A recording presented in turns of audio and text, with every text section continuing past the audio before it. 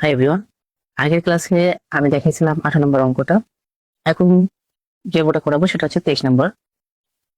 চলো বন্ধুরা শুরু করা যাক। 23 নম্বর অঙ্কে কি দেওয়া রয়েছে? 23 নম্বর অঙ্কে আছে sign theta plus cos theta is equal to 1 যখন 0 ডিগ্রি লেস দেন বার থিটা লেস দেন বার 90 ডিগ্রি। এখন আমরা কি জানি, লেস বার থাকলে তার মানে সমান, এটাকে বোঝায় সমান। আর এই যেটা থাকবে, যে দিকে মুখ করে থাকবে সেটা হচ্ছে বড়। তাহলে 0 ডিগ্রি থেকে থিটার মান হবে বড় এবং 90 ডিগ্রি থেকে থিটার মান হবে কি ছোট। সেটা বলিছে এইটুকু কথাটাই, সেইটুকু বলিছে। এখন আমরা অঙ্কে যাই।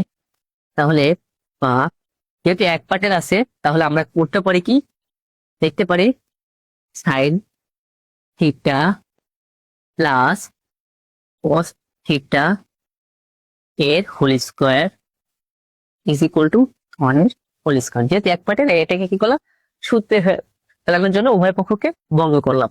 তাহলে এখানে লিখি উভয় পক্ষকে বর্গ করে, উভয় পক্ষকে বর্গ করে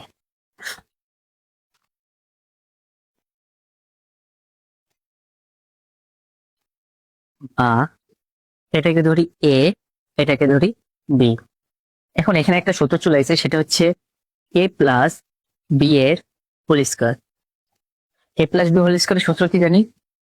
এ square plus 2ab plus B square. তাহলে আমরা লিখতে পারি sine square theta plus 2 sine theta into cos theta into cos square theta সমান ওয়ানের সাথে স্কোয়ার আছে, তাহলে ওয়ানের সাথে যা গুণ করবো এর মান কি জানি আমরা? 1। তাহলে লিখি 1। বা এখন আমরা কি করলাম, এখন আমরা সূত্রে ফেলানোর জন্য কি করব? Sine square theta cos square থিটাকে এক করবো। তাহলে লিখি সাইন স্কোয়ার থিটা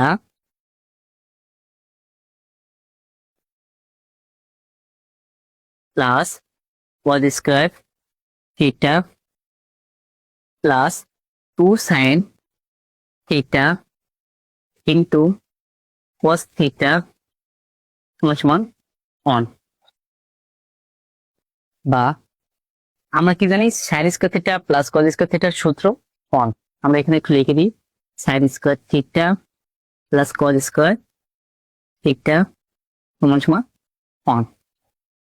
তাহলে এখানে লিখি 1 plus 2 sine theta into cos theta সমান 1।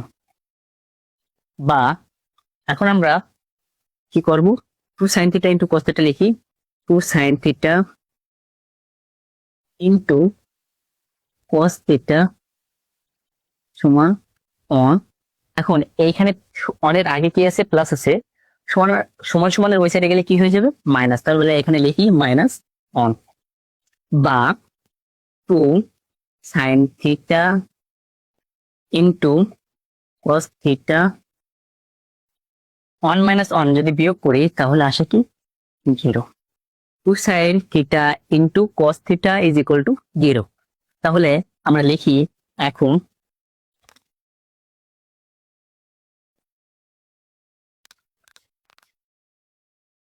এখন 2 sine theta is equal two 0। বা sine theta is equal two, এখানে কি আছে? গুণ। তাহলে সমান সমান আছে গেলে কি হবে? ভাগ। তাহলে লিখি 0/2। বা sine theta is equal two, শূন্যের সাথে যা ভাগ করব তার মান কি থাকবে? 0। এখন ঠিক শূন্য গ্রহণযোগ্য হয় না, তাহলে আমরা লিখি ব্র্যাকেটে যা গ্রহণযোগ্য নহে। আবার